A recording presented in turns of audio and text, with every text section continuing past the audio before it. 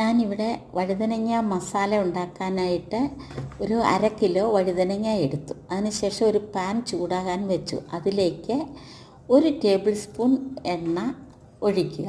വെളിച്ചെണ്ണയാണ് ഞാനിവിടെ ഉപയോഗിക്കുന്നത്. അതിലേക്ക് ചൂടായതിന് ശേഷം കടുക് ഇടുക. കടുക് ഇട്ട് അത് പൊട്ടി കഴിയുമ്പോഴത്തേക്ക് ഇഞ്ചി ചെറുതായി അരിഞ്ഞതും വെളുത്തുള്ളി ചെറുതായി അരിഞ്ഞതും അതിലേക്ക് ഇടുക. അത് ഒരു ബ്രൗൺ കളർ ആയി വരുമ്പോഴത്തേക്ക് അതിലേക്ക് പച്ചമുളക് 4ആയി കീറിയത് ഒരു 4 എണ്ണം ഇടുക.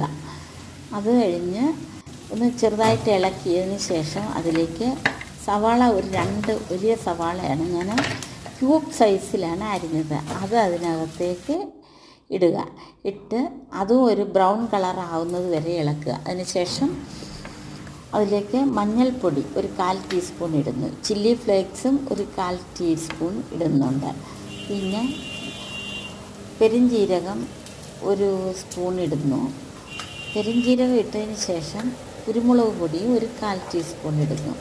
എന്നിട്ട് നല്ലതായിട്ട് ഒന്ന് ഇളക്കി വെച്ചതിന് ശേഷം അതിലേക്ക് ഇത് വഴുതനങ്ങ അരിഞ്ഞ് വെച്ചേക്കുന്നത് അതിലേക്ക് നല്ല വൃത്തിയായി കഴുകണം. നമ്മൾ കഴുകി വെച്ചേക്കുന്നത് അങ്ങോട്ട് ഇടുക.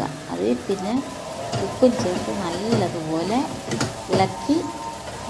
ഇളക്കി അത് യോജിപ്പിച്ചതിന് ശേഷം അത് മൂടിയെടുത്ത് അടച്ച് അതിലേക്ക് ഒരു 5 മിനിറ്റ് നേരം മൂടിയെടുത്ത് അടച്ചതിന് ശേഷം 5 മിനിറ്റ് നേരം വയ്ക്കുക ചെറിയ ഫ്ലെയിമിൽ.